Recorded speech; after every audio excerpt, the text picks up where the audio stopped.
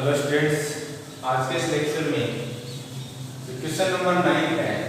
Cramer नियम से निम्नलिखित समीकरण निकाय को हल कीजिए। तो इस क्वेश्चन को अपन सोल्व करते हैं। इसमें दो क्वेश्चन अपने पास में यहाँ पे दो क्वेश्चन है। क्रेमर नियम की सहायता से समीकरण निकाय को हल करना है। तो फिर यहाँ से देखो इसका जो सॉल्यूशन होगा वो क्या होगा। तो दिया गया समीकरण निकाय आपके पास में है, दिया गया समीकरण निकाय, और समीकरण निकाय है आपके पास में वो है x + 2y + 4z = 16। ये है 4x + 3y - 2z = 5 और 3x - 5 + z = 4। ये आपके पास में क्या है, समीकरण निकाय है। इन समीकरण निकाय का क्रेमर नियम से क्या करना है, अपने को हल करना है। तो क्रेमर नियम से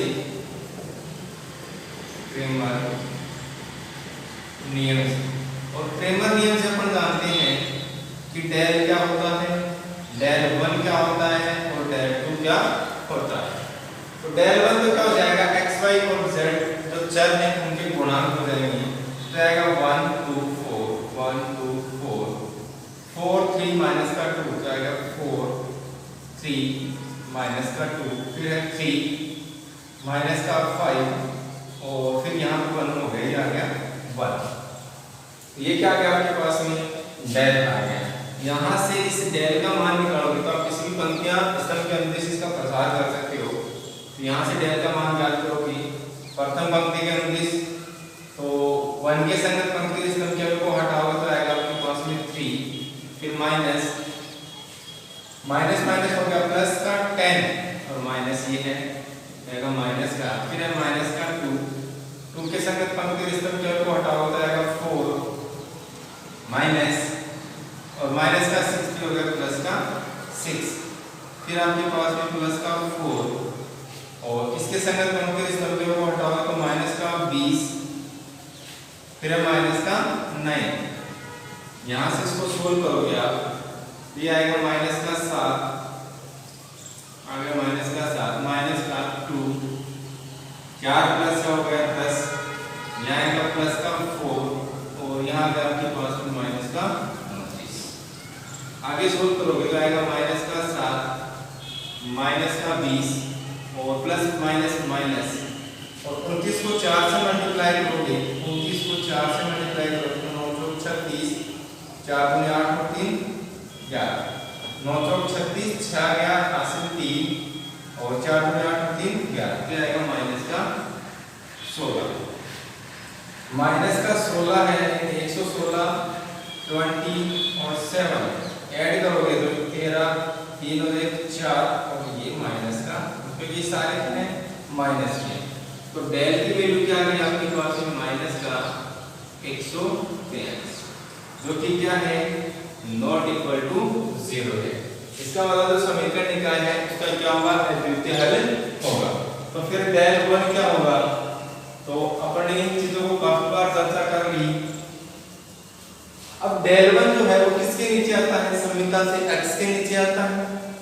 तो डेल 1 में डेल 1 आता है x के नीचे, तो फिर डेल से जो सर x के गुणांक है उनको हटा दो और उनकी जगह d1 d2 d3 के मान रखो, बाकी एज इट इज रहेंगे। ये मान हटेंगे, ये आएगा 16 5 और ये आ गया आपके पास में 4, बाकी सेम रहेगा। 2 3 माइनस का 5 तो आएगा 2 3 माइनस का 5, उसके बाद 4 माइनस 2 और 1 तो आएगा 4 माइनस का 2 और 1। इसको सोल्व करोगे आप तो किसी भी पंक्ति स्तंभ के अनुदेश इसका प्रसार करोगे तो प्रथम पंक्ति के अनुदेश प्रसार करोगे तो आएगा 16, इसके संगत पंक्ति स्तंभ के को हटाओ तो आएगा 3 माइनस 5 में 10 प्लस का हो गया तो आएगा माइनस का, फिर आएगा माइनस का 2 आएगा माइनस का 2 के संगत पंक्ति स्तंभ के को हटाओगे तो आएगा 5, फिर माइनस 4 में 8 माइनस का और ये आएगा माइनस तो ये आएगा प्लस का, फिर प्लस का 4 और 4 के संगत पंक्ति स्तंभ के को हटाओगे तो माइनस का 25 माइनस 12, क्या आ गया 12। यहां से इसको सोल्व करोगे तो आएगा 16, ये आएगा माइनस का 7, फिर आएगा माइनस का 2, 8 और 5 हो गया आपके पास में 13, प्लस का 4 और इसको सोल्व करोगे तो आएगा माइनस का 37, तो आएगा माइनस का 37। अब यहां से हमें मल्टीप्लाई और ऐड करना है, सब्ट्रैक्शन करना है। 16 को 7 से मल्टीप्लाई करोगे तो आएगा 7 6 42, 4 7 और 4 11, माइनस का 112, माइनस 13 दूनी हो गया 26, तो आएगा 26, प्लस माइनस माइनस और 37 को 4 से मल्टीप्लाई करोगे तो आएगा 7 को 28, 2 4 दूनी 4 के 12 और 2 तो माइनस का 128। यहाँ से इसको ऐड करोगे तो आएगा 8 और 6 14, 14 और 2 हो गई 16, हासिल 1, 4 और 2 6, 6 और 1 7, 7 और 1 8, फिर 1 और 1 हो गया 2, यानी कि माइनस का 6। इसकी वैल्यू डेल 1 की वैल्यू आ गई। डेल 2 की वैल्यू निकालोगे आप तो डेल 2 की वैल्यू देखो क्या होगी आपके पास में।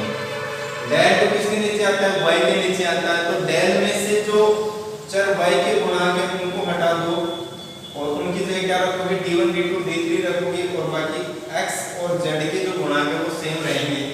तो 1 4 3 आ गया आपके पास में 1 4 3, चर y के गुणांक घटेंगे आएगा d1 d2 d3 तो आएगा 16 5 और 4, फिर उसके बाद में z के गुणांक सेम रहेंगे तो 4 - 2 1, ये आएगा 4 - 2 और 1। यहां से इसको सोल्व करोगे आप तो देखो क्या आएगा, प्रथम पंक्ति का अनुदिश प्रसार करोगे तो आएगा 1 1 के संगत पंक्ति और स्तंभ के को हटाओगे तो आएगा 5 × 1 5 माइनस 4 × 8 माइनस का तो आएगा प्लस का, फिर माइनस का 16 16 के संगत पंक्ति और स्तंभ के को हटाओगे तो आएगा 4 × 4 माइनस 3 × 6 माइनस का और माइनस का हो गया प्लस का, फिर आएगा प्लस का 4, फिर आ गया आपके पास में 4 के संगत पंक्ति और स्तंभ के ऊपर हटाओगे तो आएगा 16 माइनस 16 माइनस का 15, ये आ गया आपके पास में 15। सोल्व करोगे तो इसे आएगा 8 × 5 13 माइनस का 16, ये होगा 4 + 6 हो गया 10, यहाँ से सोल्व करोगे तो आएगा प्लस का 4 और ये क्या आएगा आपके पास में प्लस का 1, ये आएगा आपके पास में 13 माइनस जो हो गया 160 प्लस का 4, 13 और 4 हो गया 17 माइनस का 160। सोल्व करोगे तो 10 में से 7 गया 3 बचा, हाथ की 1, 6 में से 2 गए 4 बच गया और ये आ गया माइनस का 143। देखो यहाँ से 160 में से घटाओगे आप 17 तो आएगा 3 4 और 1 इसका माइनस, तो ये आ गया आपके पास में डेल 2। अब ना लास्ट जो अपने पास में है वो है डेल 3, तो यहाँ देखो डेल 3 लिख रहा हूँ मैं, तो डेल 3 क्या होगा,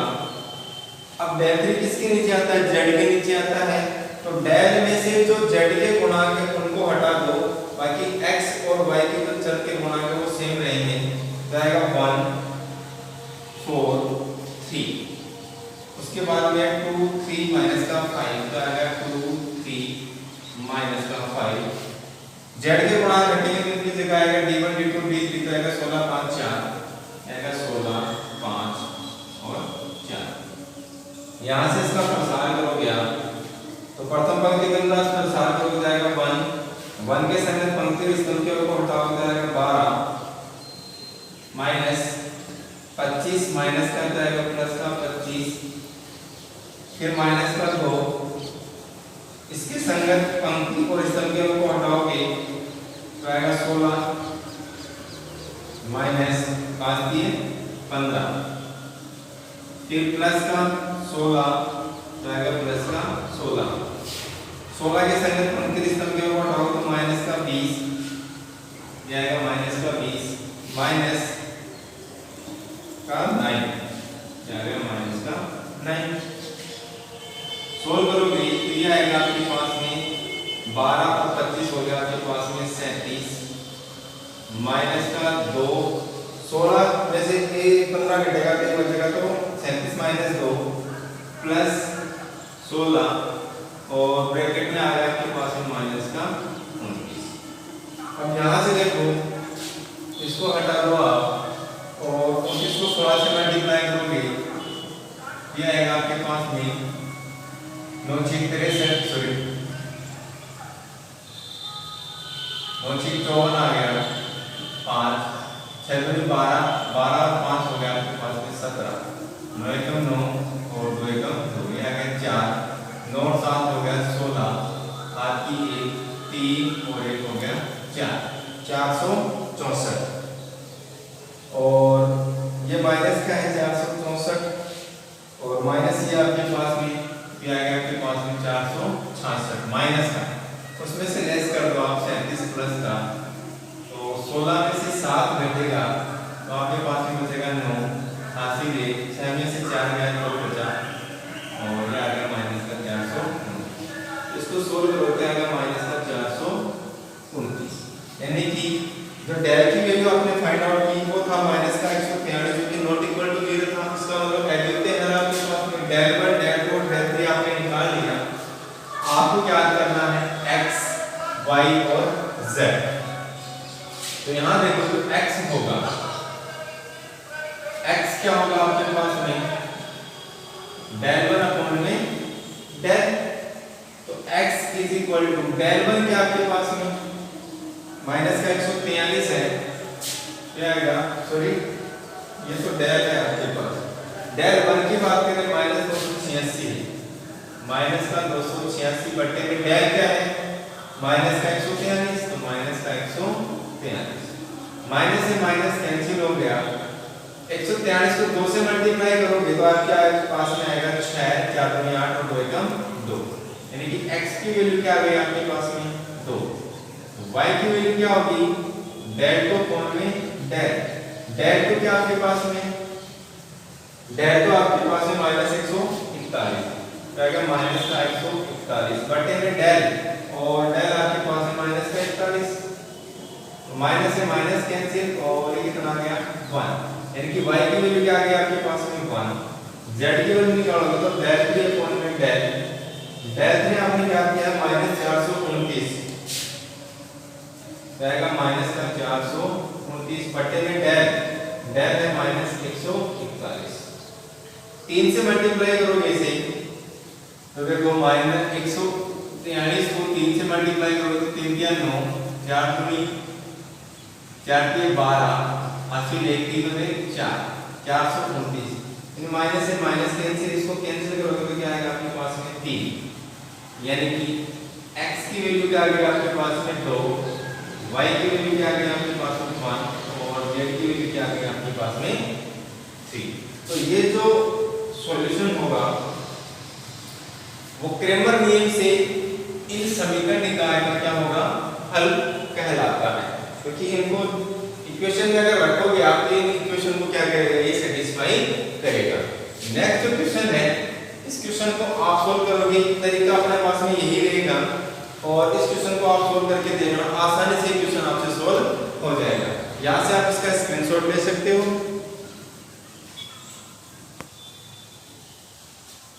नेक्स्ट जो क्वेश्चन है वो अपना क्वेश्चन नंबर 10 और क्वेश्चन नंबर 10 में दिया कि सारणिकों की सहायता से निम्नलिखित समीकरण निकाय को हल कीजिए और इसका फर्स्ट पार्ट आप करोगे सेम है बाकी कुछ भी नहीं है चाहे सारणिकों की सहायता से दे दे या फिर क्रेमर नियम से मतलब बोल दे बात एक ही होती है।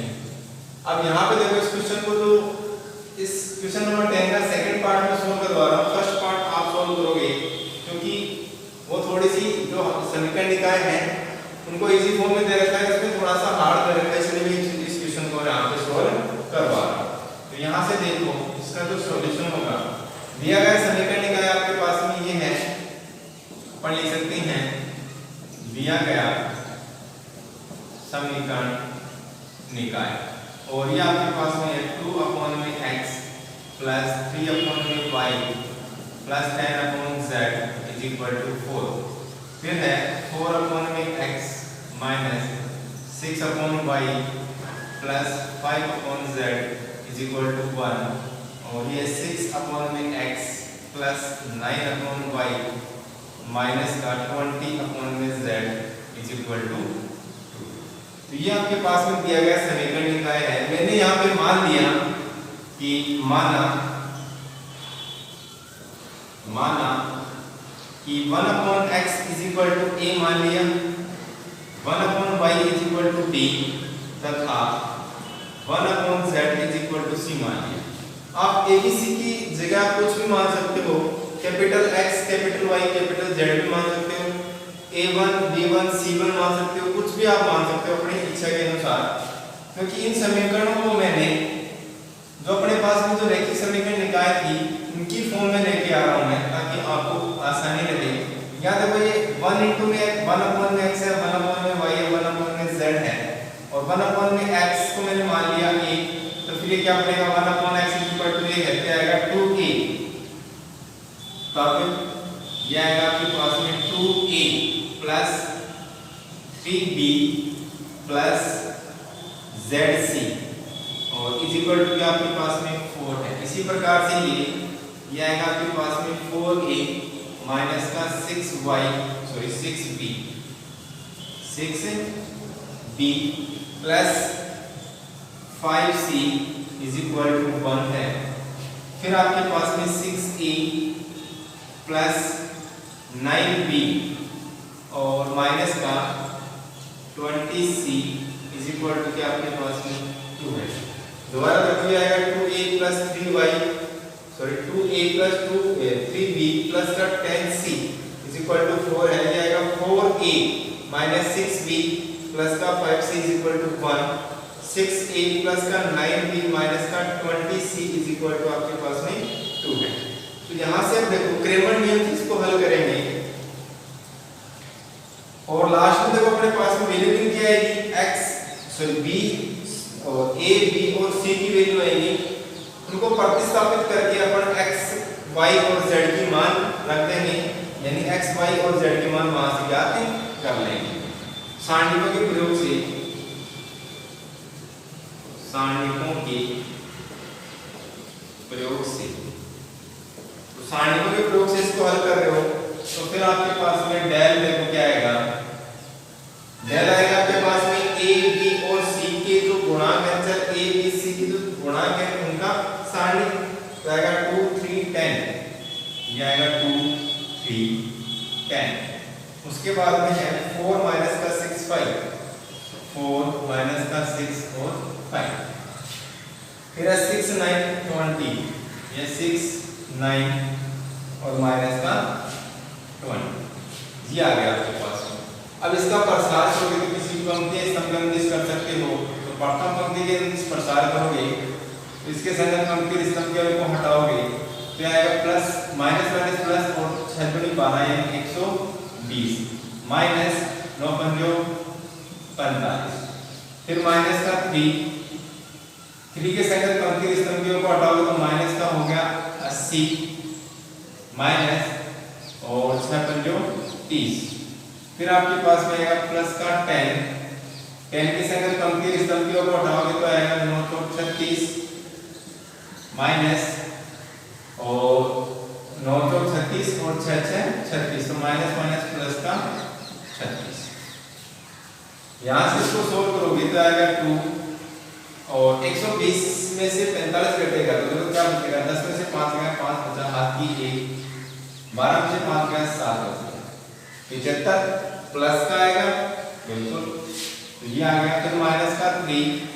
और ये हो गया माइनस का 110 प्लस 10, 36 प्लस 36 हो गया आपके पास में 72। यहाँ से इसको सोल्व करोगे तो 75 इंटू 2 हो गया आपके पास में 150 माइनस माइनस हो गया प्लस 110 को 3 से मल्टीप्लाई करोगे तो आपके पास में आएगा 330 प्लस यहाँ आएगा आपके पास में 720, ऐड करोगे इन्हें तो देखो कितना होगा 150 हो गया आपके पास में और ये हो गया,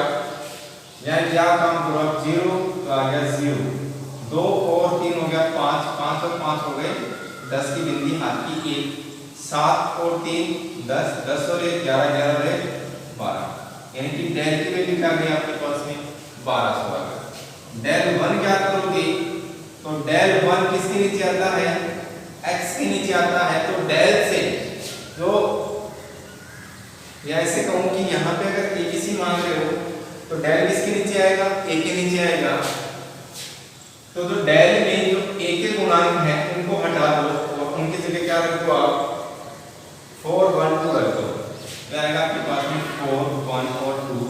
और बाकी जो b और c के गुणांक वो सेम रहेंगे, तो आएगा 3 -6 और 9, उसके बाद में है 10 5